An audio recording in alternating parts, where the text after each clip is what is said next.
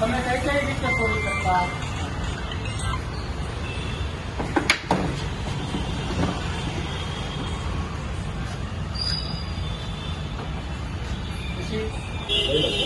પછી ક્યાં વેચતા?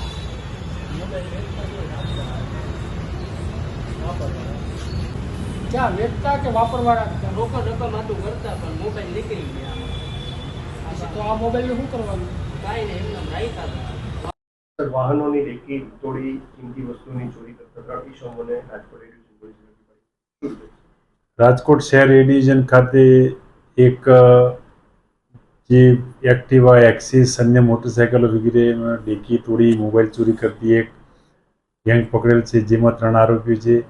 જે મહેરબાન પોલીસ કમિશનર શ્રી બ્રિજેશ કુમાર ઝા સાહેબ તેમજ એડિશનલ પોલીસ કમિશનર શ્રી ચૈતન્ય માંડલિક સાહેબ તેમજ ડીસીપી શ્રી સુધીર કુમાર રાકેશ દેસાઈ સાહેબ વગેરે નાઓની સૂચના મુજબ રાજકોટ શહેરમાં બનતા ગરફોડ, ચોરી તેમજ અન્ય મિલકત સંબંધી ગુનાઓ ડિટેક્ટ કરવા માટે સૂચનાઓ વારંવાર આપેલ, જે અનુસંધાને આજરોજ એક ત્રણ ઈસમોને પકડેલ છે. જે ઈસમો મોટરસાઇકલની ડેકી, એક્ટિવાની, એક્સિસ વગેરેની ડેકીમાંથી મોબાઈલ ચોરતા પકડાયેલ, જે ગઈ તારીખ 30/6/2026ના રોજ મનહર પ્લોટ રોડ ખાતે એક એક્સિસ પાર્ક કરેલું, જે એક્સિસની ડેકીમાંથી 5 મોબાઈલ ચોરેલ, જે આજરોજ એ ડિવિઝન પોલીસ ખાતે એ ડિવિઝન પોલીસ ઇન્સ્પેક્ટર જેવી વાતિયા સાહેબ તેમજ સર્વેલન્સ સ્ટાફ વગેરે નાઓએ પકડેલ છે.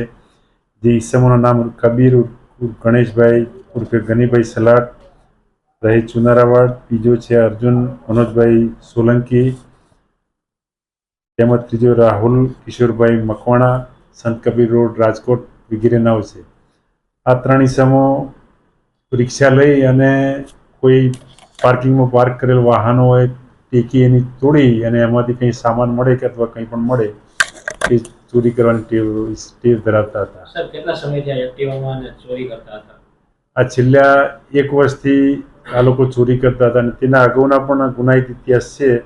એમાં પહેલા નંબરનો છે એ કબીરના 4 ગુનાઓ છે. થોરાળ એ ડિવિઝન, માલવીયાનગર તેમજ પ્રનગર પોલીસ સ્ટેશનમાં ગુનાઓ અગાઉ નોંધાયેલા છે ચોરીના.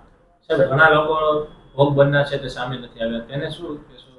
અને આવા જે આ ચોરોને જે 3 પકડાયેલ છે ચોરી સમૂહને હાલમાં પૂછપરછ ચાલુ છે અને જે પણ કબૂલાત કરે તેવા જગ્યાના ત્યાંથી જે પણ ઈસમોની કોઈ બનાવ બનેલો હોય અથવા તેમની મોબાઈલ છે, અન્ય કોઈ ચીજ વસ્તુઓ ચોરાયેલ હોય તે બાબતે પોલીસનો પણ સંપર્ક કરી શકે છે. ચોરાવ જે માલ સામાન હતો તે ક્યાં હજી પૂછપરછ ચાલુ છે. હાલમાં હજી તો હમણાં જ પકડ્યા છે, થોડી વાર પહેલા.